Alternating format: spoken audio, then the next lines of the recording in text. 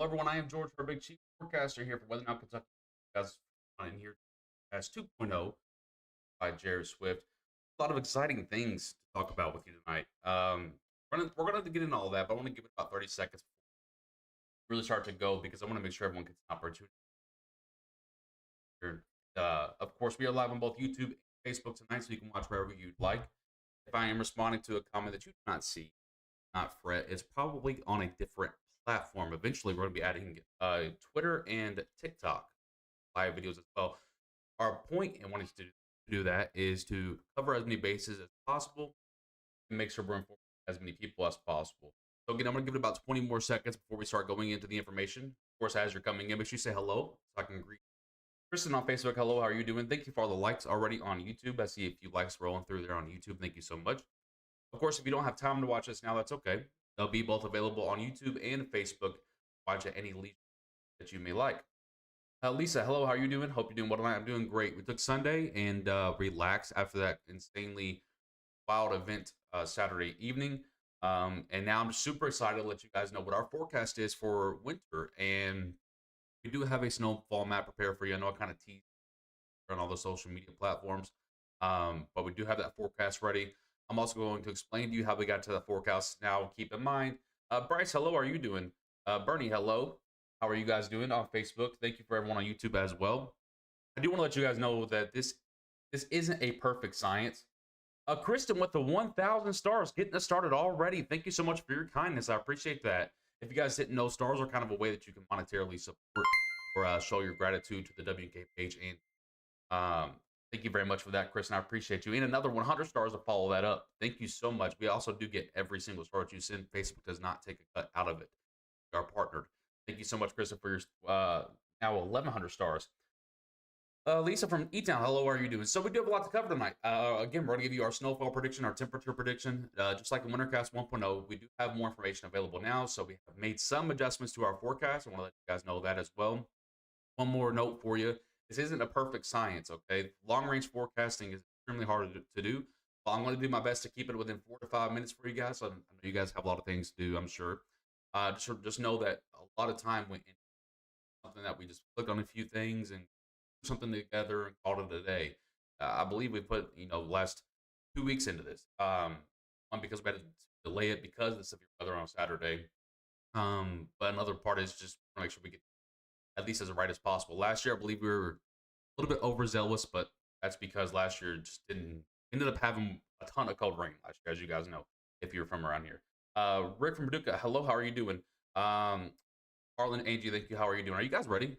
I need to see a little bit more excitement before we get into this. I know a lot of you guys are excited for it's been a long time since Kentucky's had a good one. I think if I remember correctly, it's been at least 4 or 5 years. I mean, it's been a long time since we've had a pretty good winter around here. And a lot of you guys are excited for it. I'm excited for it. If you didn't know, I am a snow lover, but I promise you, I've taken the bias out of it. I promise. It's really an awesome time. I really think a little prelude. I think this winter might be a good one if you're interested in that kind of stuff. Let's get into the action, shall we? Again, Kristen, thank you for all your stars. I appreciate your kindness and your love out there. So first thing I want to start with, and again, we do have a snowfall forecast ready for you guys as well. So hang on in here with me throughout the time. Give me a little bit of time to get through everything. I want to make sure you guys have the information on how we got there. Now, again, I'm not going to take the 2-3 weeks that it took for us to prepare to tell you how long or show you how we got there, but I'll kind of keep it within 4 or 5 minutes for you guys. Unless we start chatting some. I don't think if I got there on my notes. I did. Okay, so this up on your screen right here. I know it's kind of hard, so let me zoom in for a little bit. Zoom in a little bit. So there we go. So I know you guys have heard it a lot. It's kind of a buzzword within the weather media nowadays.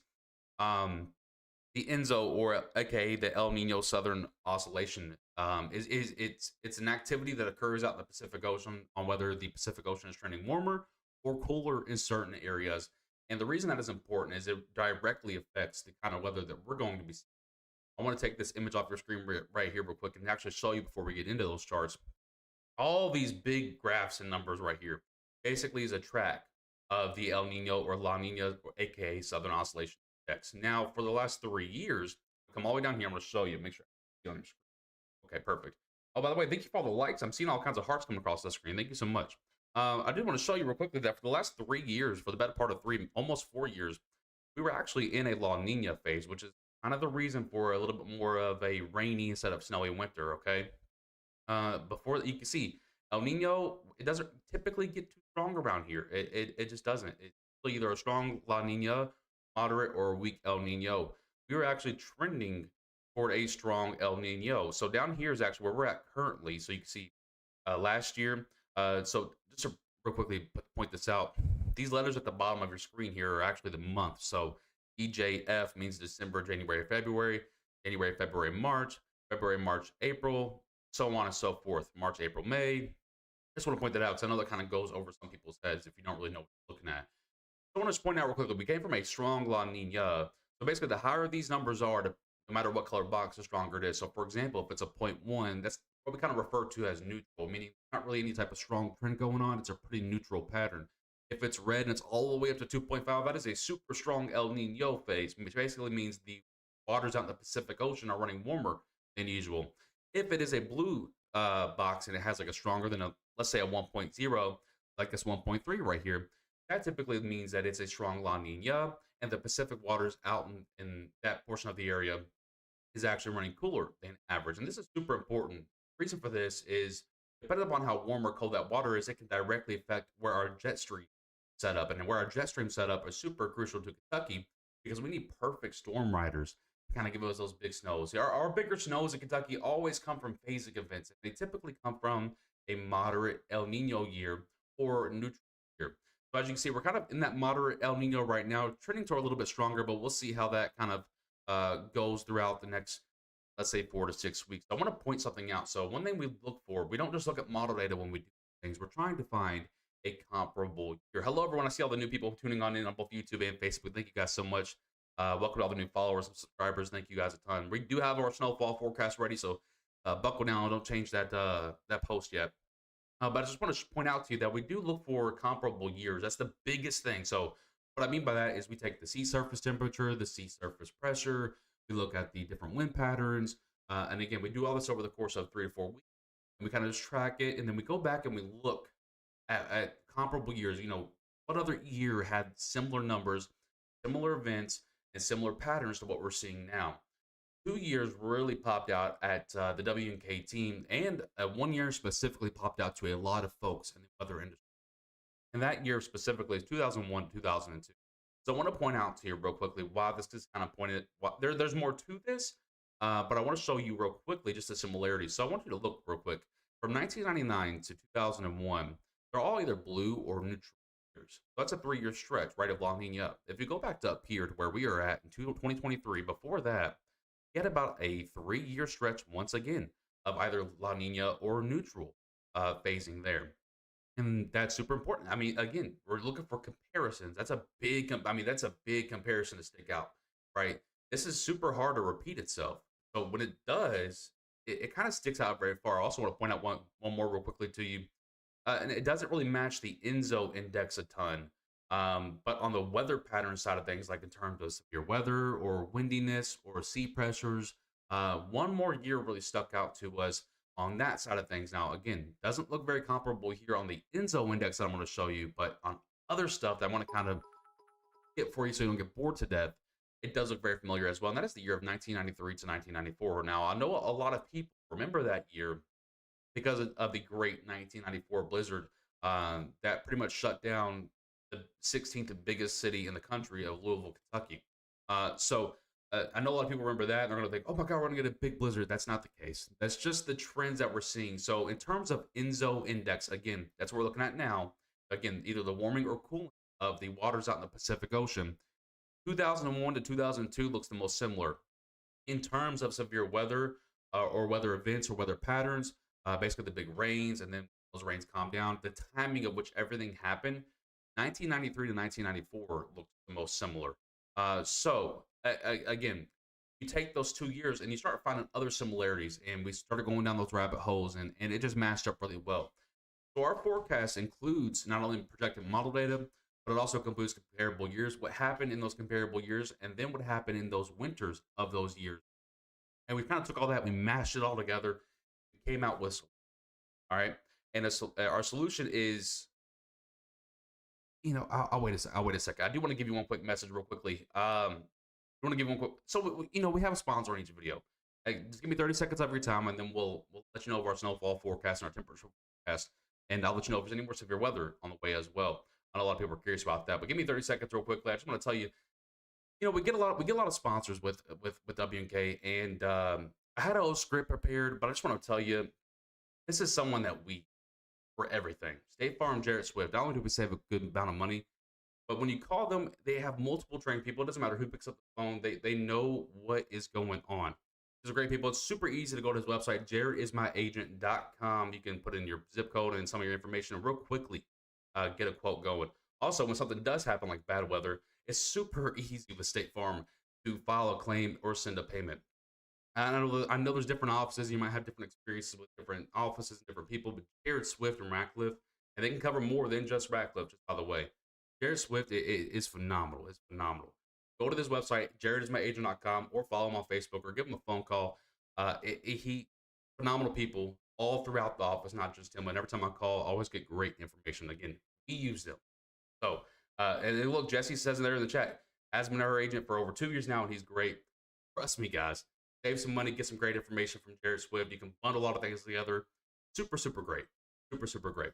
Of course, let them know that George from WNK sent you. So, just want to get that over with real quickly. Again, we do a lot of sponsorships, and we always work with great companies. We always vet them, make sure they're great. Jared Swift is at the top of that list with State Farm. Again, jaredismyagent.com up there in the top left corner. I just realized you guys can't even see that. jaredismyagent.com, or you can follow him on Facebook. So I want to quickly show you, before we get into our snowfall and temperature forecast, that we do actually have some data here from 2001 and 2002 to kind of show you a little bit of how active that winter was, or how inactive the winter was. I'm actually going to scroll through all this. Don't pay attention to all the ads and stuff. This page is full of it, but it is a great resource. I'm going to pull it down here to the list of the events that actually occurred that year. I want to make sure you guys can see. You guys actually can't see that, so I'm going to switch to this screen and go to the full display here. I just want to show you, a lot of stuff happened in 2001 to 2002, wintry wise.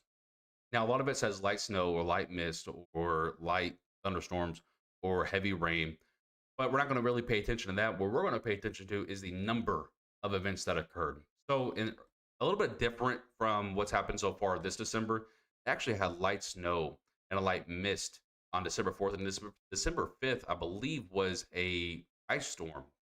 So a little bit different there. Obviously not the case here, but I do want to point out that although an ice storm or snow did not happen on this December 4th and December 5th in the first week of December, we still had a lot of rain and severe weather. So the activity, not necessarily the result, but the activity is the same.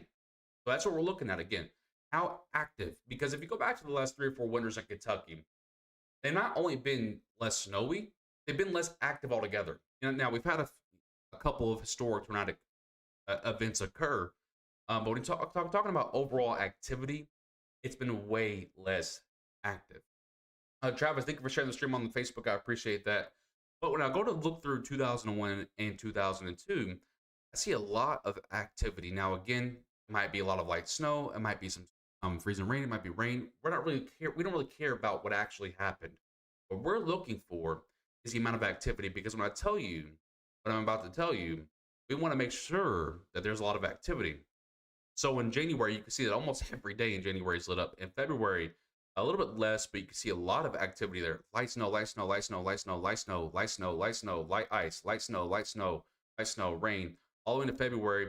And then if I kept going into March, they actually had some as well. So I want to pull this over here and show you real quickly before we get into our snowfall forecast.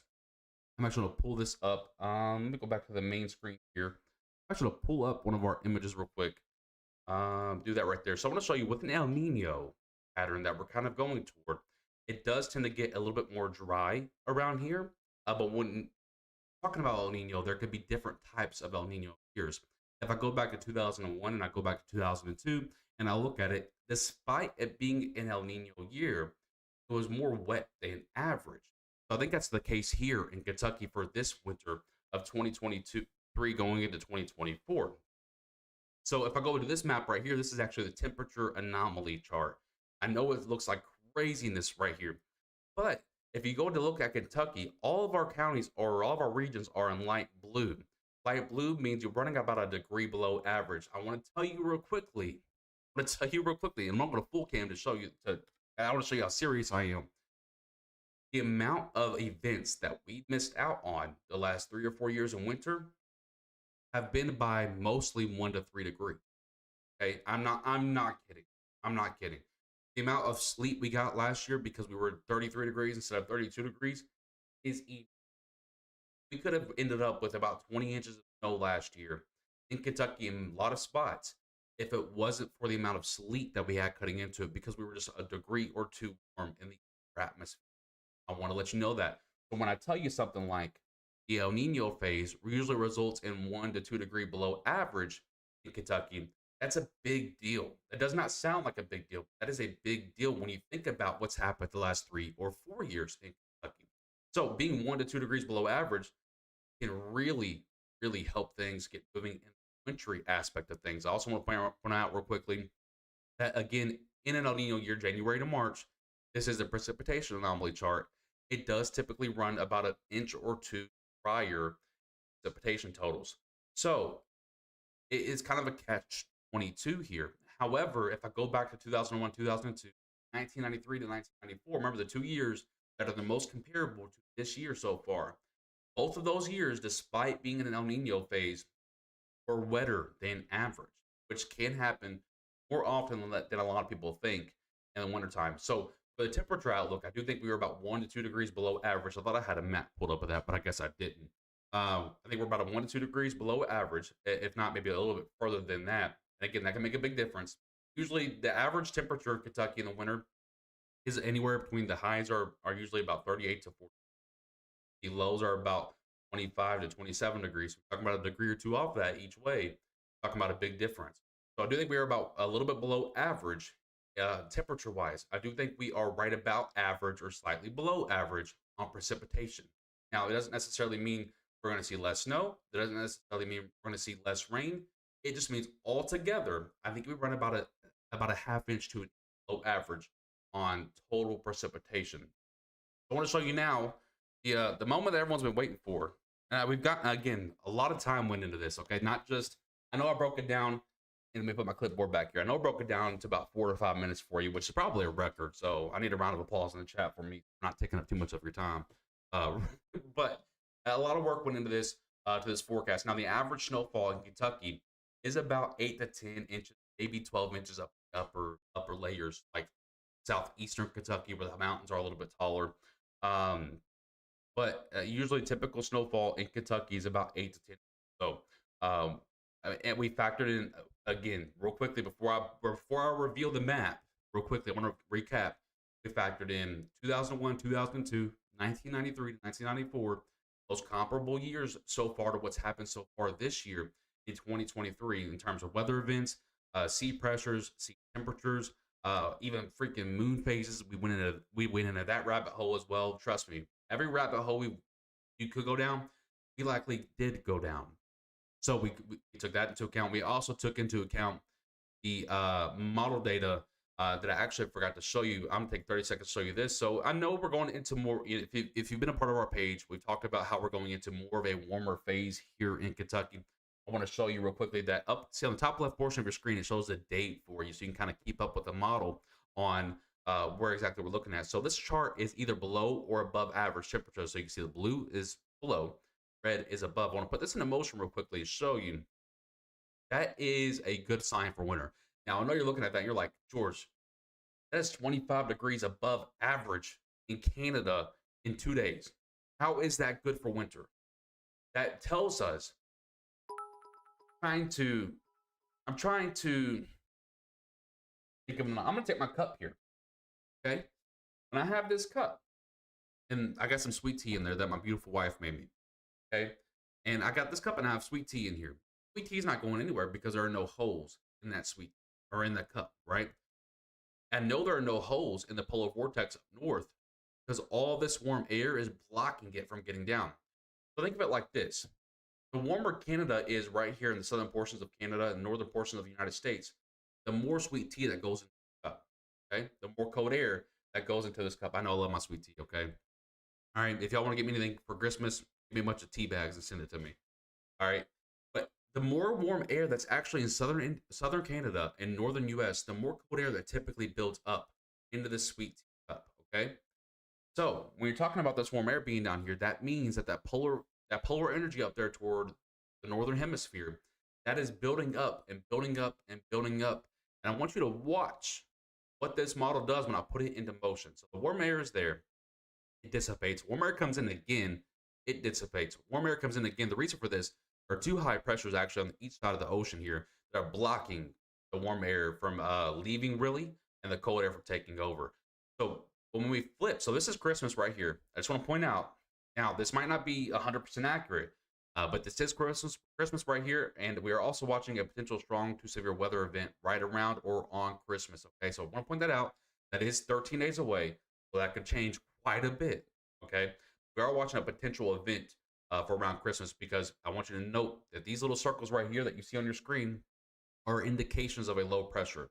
A low pressure that comes from the south like that, see how it starts back into Texas and Oklahoma, undergoes cyclogenesis, which means stronger, and pulls off to the north. That typically leads to strong to severe weather for us. Now, again, that could change quite a bit. That's 13 days down the pipeline, but we are watching that. But watch what happens after Christmas as we head into January. Start getting a little bit cooler. You'll start noticing, uh-oh, what's that? This is what happened. What was it? Back in early November. Remember when it got super cold, right? We're talking about, I think there were people in the teens. We had wind chills. Um, I think there were single digit wind chills in Cincinnati and Florence, Kentucky up there. This is the exact pattern that happened. And I told you guys this was a month ago, or not, about 3 weeks ago. I told you guys if this pattern was to happen in the winter, there was no doubt in my mind that we would have got a winter storm out of it. Okay. When I put this into motion, I want you to watch how this cold air dives into Kentucky. Real important though. Real important though. What did we just mention? When these circles are tight together and we start seeing loops in them, that is a storm system. Okay? That is a storm system. Watch what happens when I push this in. The cold air wraps around it.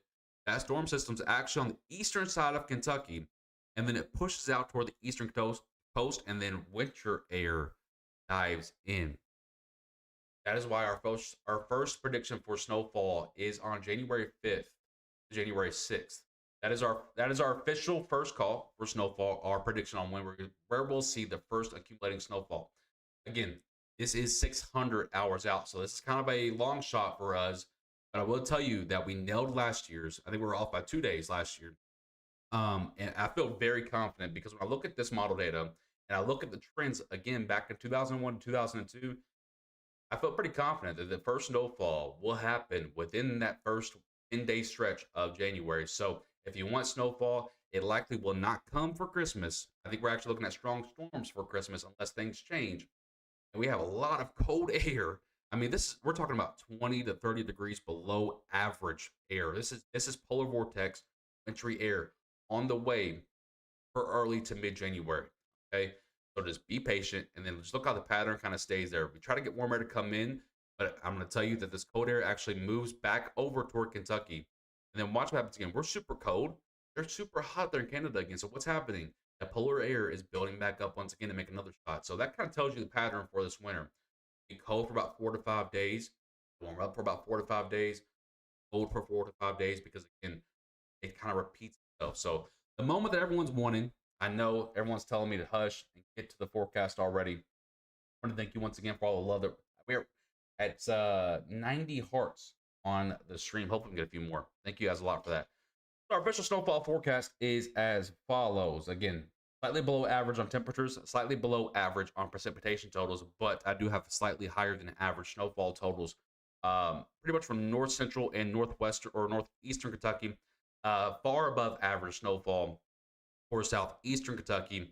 And I'll explain this, by the way, as well. 8 to 12 inches or just average or just above average for the rest of Kentucky. My reasoning for this is when I look at the model data and I look back at 2001 and 2002, and I think about in my head, okay, over the last 7 or 8 years since I've been practicing weather, where have we seen the highest snowfall rates in situations like this? What systems we rely upon for the most snowfall in Kentucky, and that is phasing systems. Basically, systems that start as rain typically quickly switch over to snow, and then cold air comes rushing behind it. What did I just show you on that model data for January 6th? An event that likely starts as rain because warm air, again, was in front of it. Cold air comes rushing in the backside, converts it likely to snow, and then stays cold for 3 to 4 days after. That is typically how we get our most snowfall. And when that does occur, that usually leads to higher snowfall totals in eastern Kentucky, higher snowfall totals in north central and northeastern Kentucky, and slightly average, or I'm sorry, average or slightly above average snowfall totals for the rest of Kentucky. That's how we came to our forecast here. I know we again, a lot of time went into this, and I'll post this image as well. And I know I kind of crammed it all to you in 4 to 5 minutes there, but I want to thank you guys for all of your patience. I want to thank you all for all the likes and the hearts and the shares that are on the screen. Thank you for all the comments. I appreciate that as well. Lisa and Shane, thank you guys for sharing the stream so much. Lisa, yeah, remember all this? Yeah, this was, yeah. Phasing systems are typically the ones. Now, I do think we only get 1 to 2 phasing systems this year, but I think we also get a couple of clippers, basically where they dive down and throw out 1 to 2 inches. But when you get a couple of phasing systems that can throw out 4 to 6 inches, and then a couple of small clippers, that quickly adds up. I do think this winter is far more active than the last 3 or 4 winters that we've seen in terms of snowflakes. Is it tornado weather on Christmas? We don't know that answer just yet, but it does look like at least strong storm activity. 100 stars from Tracy. Thank you very much for your kindness. Thank you for your stars. Thank you to all the new subscribers and hearts on YouTube as well. I'm gonna make sure I didn't miss comments over there. Sometimes it doesn't load. See. The only thing I hate about YouTube is I missed all these comments because it didn't load. Tara on YouTube, thank you. I'm ready for some snow in Lexington. I think she's on Facebook now. Tara's good. Tara's a legend. She goes back and forth between Facebook and YouTube and responses on both. Thank you a ton for that. Patricia on YouTube, thank you so much for hanging out with us. Izzy, hello. I know I'm so late to some of the YouTube comments once again because it didn't load. Thank you guys a ton. So again, this is our official snowfall forecast from WK. Once again, I want to give a quick thank you to Jared Swift. I want to give him one more spot. Again, this is not just a sponsor that works with us. This is a guy that we actually use. Saves us money, explains everything beautiful, is there for us whenever things go sideways. So this is a great office. I also have someone that works on our W&K moderation team. He actually working with Jared Swift now as well, and just a phenomenal agent. Jared Swift. You can go to jaredismyagent.com. That's Jared with 2 R's. And of course, if you give him a phone call, let him know George from W&K sent you. But phenomenal person to work with and to have on our side when they sideways. Bryce, thank you so much. I actually have a visit with wife tomorrow. I'll explain that to you. I'll message you in a little bit. So that we will have a lot of snow this winter. I think it's slightly above average. Yes. Let us go Hopkinsville weather for exit 1 area right on the border. Yeah, you guys generally end up with the same weather. And that's kind of the theme. I think Western Tennessee ends up with the same weather as Western Kentucky almost 90% of the time. Billy is asking, are we getting 6 feet of snow? I don't think that's the case, my friend, but I wish. You guys know I'm a big snow lover. I wish. All right, I think we're good to go. Again, I want to thank you guys a ton for hanging out with me. Again, that was our Wintercast 2.0 presented by Jared Swift, State Farm offices in Radcliffe, but he can cover everywhere. So make sure you give him a call. JaredIsMyAgent.com. Visit that. Take you directly to him. Again, thank you guys so much for hanging out with me. Thank you for all the comments, the hearts, the likes on the stream, and the shares. If you did miss any of this information, it is both on our YouTube and Facebook. Once I click in stream, give it about 5 minutes, and then it'll be on our timelines on both YouTube and Facebook. You can watch it at any time you please. Did someone say tornadoes possible? Sierra, no. Again, there is some strong storm activity possible near Christmas. But again, it's 13 days out. There's no way we can tell exactly what that picture looks like right now. I want to thank you guys again for hanging out with me. I'm going to play the outro video real quick. Until next time, stay safe, Kentucky.